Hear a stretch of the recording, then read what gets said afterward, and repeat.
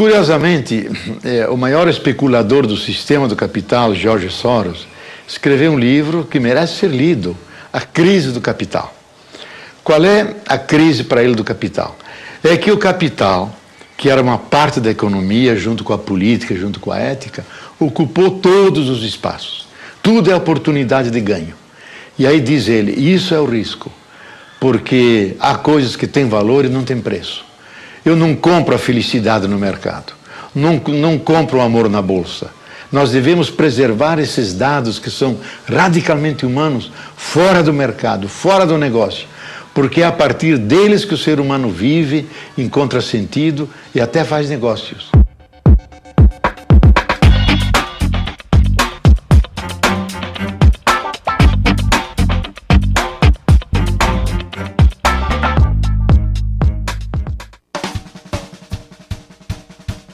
Os anos 60 e 70 são anos de rebeldia. Luta-se pelos direitos civis. Negros, mulheres, indígenas, homossexuais entram em cena lutando por seus direitos.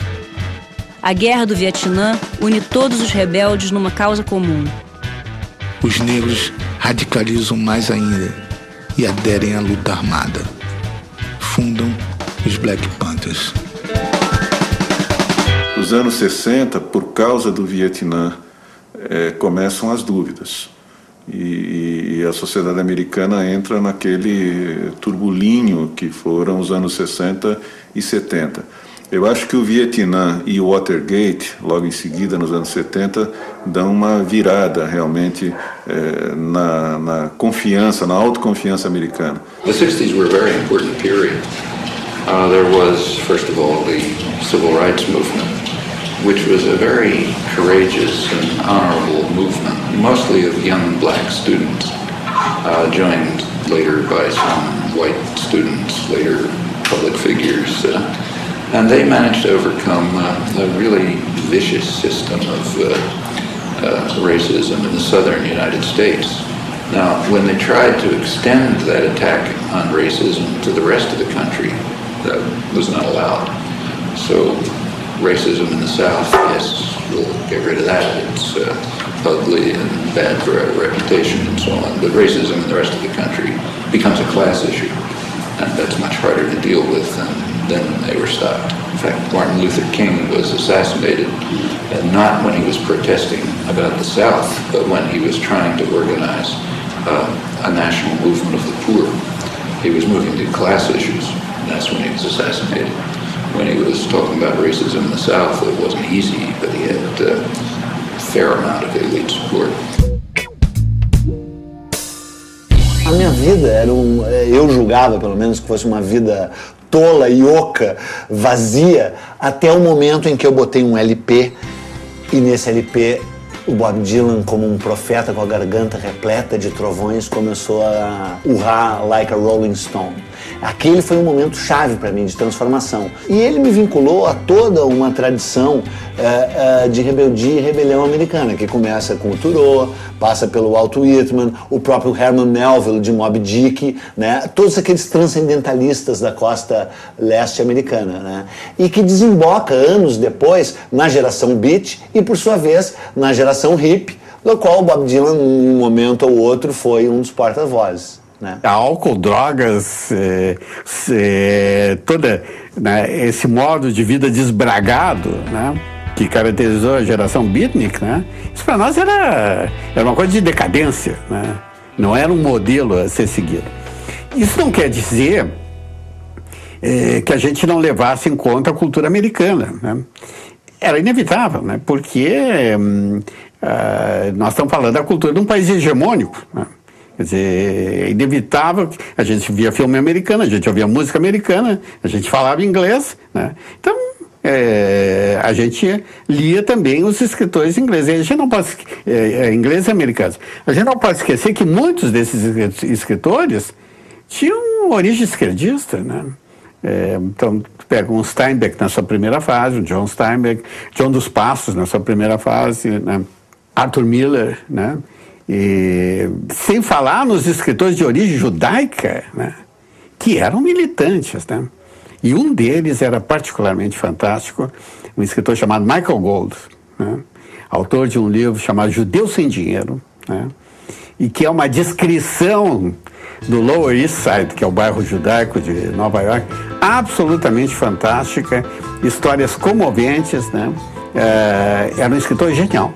Com 16 para 17 anos eu peguei o Geração Beat, o Kerouac e tal, Norman Mailer aparecendo, né? Eu peguei. Esses caras que a gente está falando, dessa utopia americana, que não é uma utopia capitalista, né? Eles foram escorraçados pelo sistema americano e pelo capitalismo americano com o mesmo vigor que foram escorraçados os sandinistas, eles foram vistos como inimigos da América na própria América. O tipo de artista, o equivalente lá nos Estados Unidos, por exemplo, do Augusto Boal aqui, dessas pessoas, estavam totalmente em contra e estavam colaborando contra a guerra em Vietnã e pelos direitos civis das minorias negras e latinas, chicanas, mulheres, gays e lésbicas e tudo isso. Todos esses beats e hips tiveram de início uma origem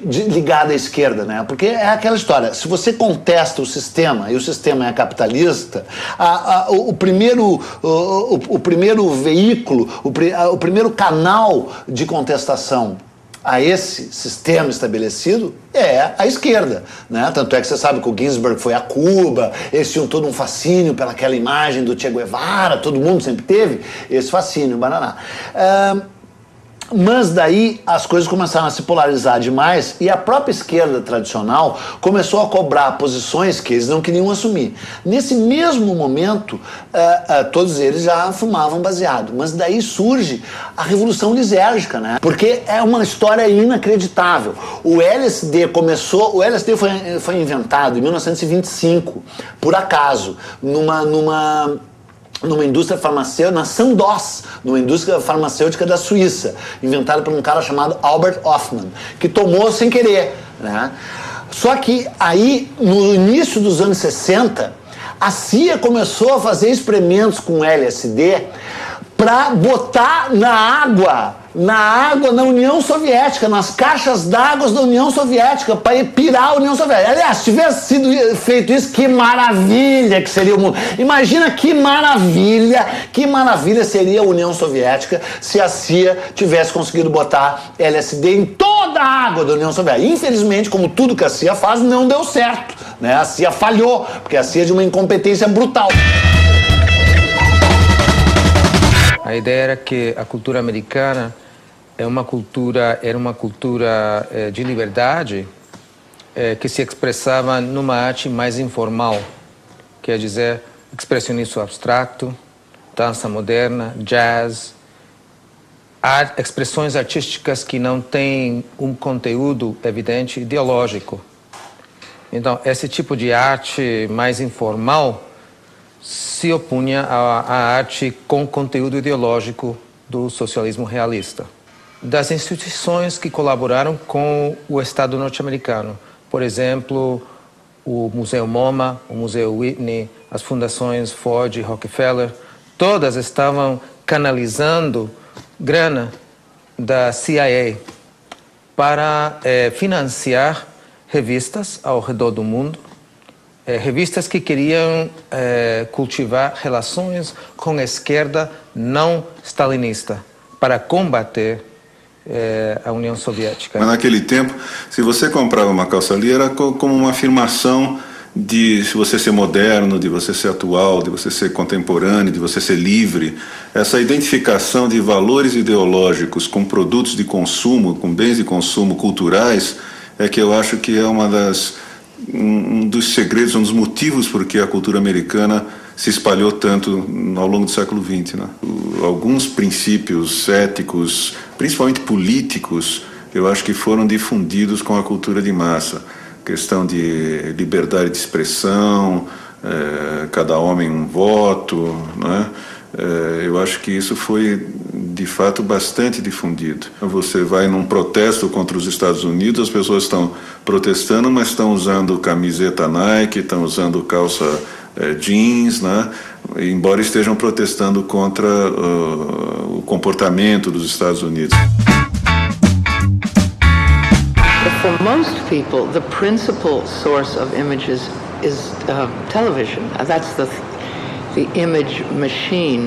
Well, it's images and words, of course, many words. The continual flow of images, mixing images of every kind, of every seriousness, of every frivolity, commercial images, advertising images, serious images, tends to devalue the special images which one might, pay attention to. And what TV is telling us, unlike movies, is don't worry, if this is boring, something else is coming very soon. Or change the channel, you'll find something that interests you more. To have any kind of intensity of relationship to anything, to a person, to words, to images, it has to have some frame or border. And the TV experience is telling us something very different, which is everything is on a loop, everything is continuous, there's always another channel, there's always another image, there's always another story. It turns everything into a kind of consumer relationship. Outra coisa também interessante, né, da cultura de consumo americana, porque até a crítica à cultura de consumo acaba virando consumo também e reforça a cultura de consumo. Essa retroalimentação até daquilo que em princípio pretende ser crítico e até destrutivo, né? Havia um momento em que a contracultura era tão forte que parecia que ia destruir a cultura americana. No entanto, ela fortaleceu.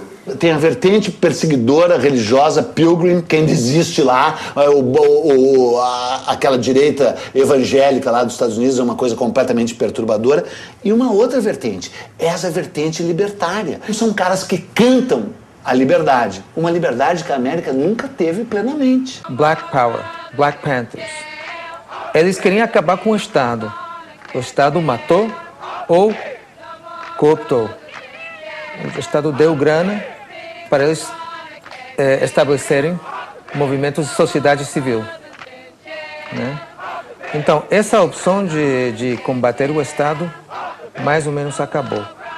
E houve uma transformação, em grande parte porque o Estado acabou com os elementos mais radicais.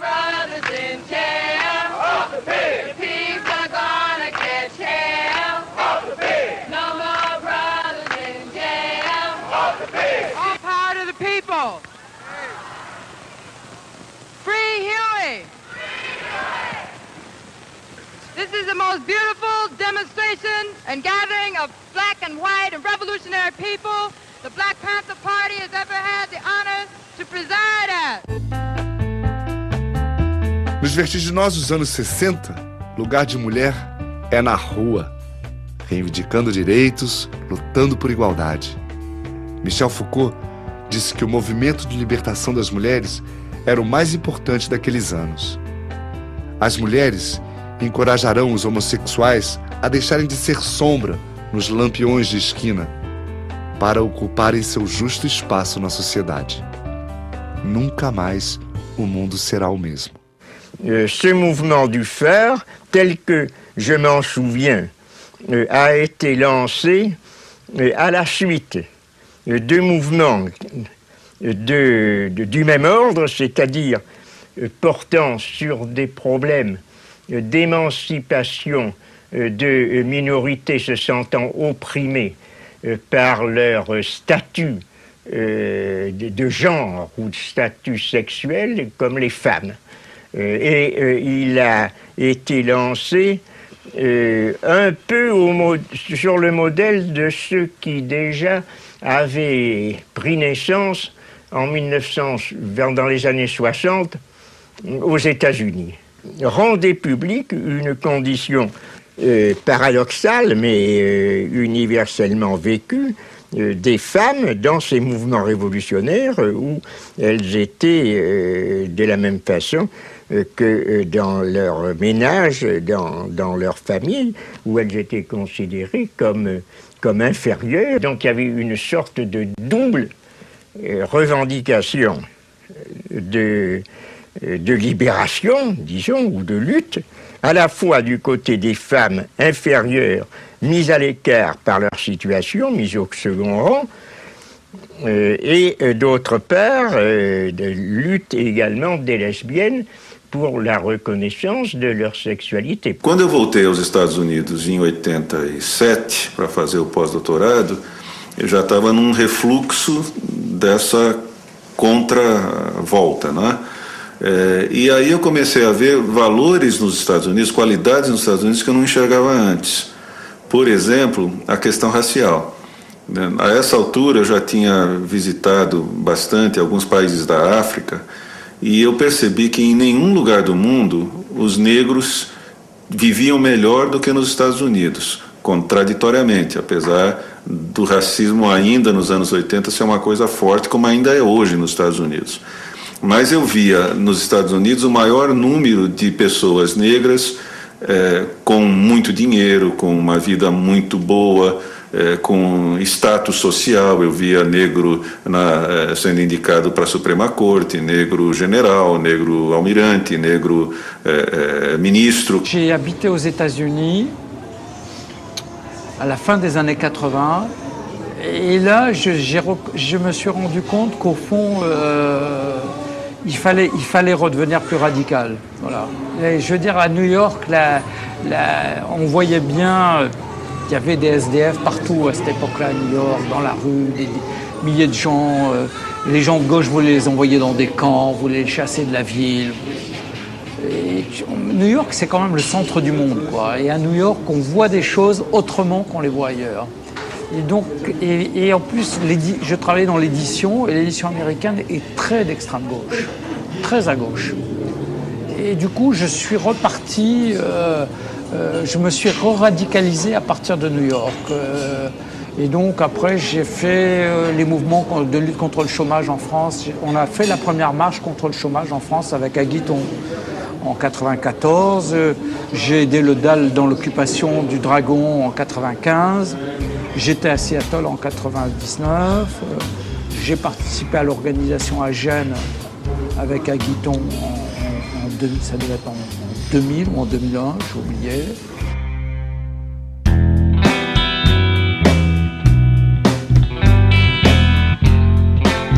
Reagan e Margaret Thatcher dão as cartas.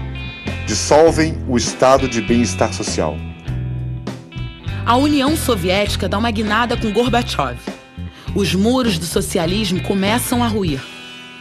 Com o Reagan e com o fim da Guerra Fria, vem uma nova fase de apogeu. Eu acho que fim da década de 80 e década de 90 é comparável aos anos 50, de absoluta autoconfiança, absoluta segurança de que eles são os melhores, esse é o maior país do mundo, é o único país do mundo, e os ataques às Torres Gêmeas fazem o papel que Vietnã e Watergate fizeram nos anos 60, 70.